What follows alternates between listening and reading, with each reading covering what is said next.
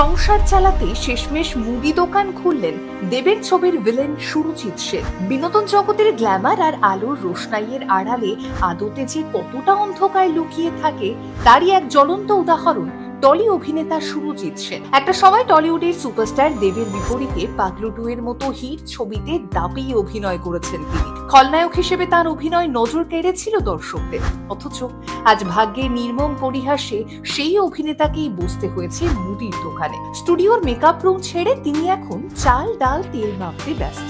দীর্ঘদিন ধরেই টলিউডে কাজের অভাবে ভুগছেন সুরজিৎ।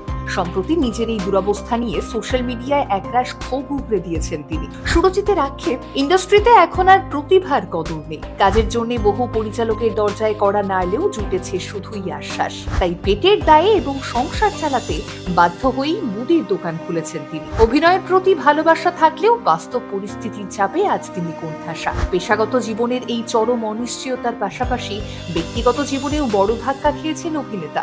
সম্প্রতি তার বিবাহ বিচ্ছেদ হয়েছে। তবে দাম্পত্য জীবনে কেন এই ফাটল বা বিচ্ছেদের কারণ ঠিক কি, সেই বিষয়ে মুখে কুলু মেটেছেন সুরজিৎ। ব্যক্তিগত জীবনের ঝড়কে আড়ালে রেখেই আপাতত অস্তিত্ব রক্ষার লড়াইটা চালিয়ে যাচ্ছেন তিনি। রূপলী পর্দার ভিলেন আজ বাস্তব জীবনের কঠিন চিত্রনাট্যের নায়ক হয়ে উঠেছেন।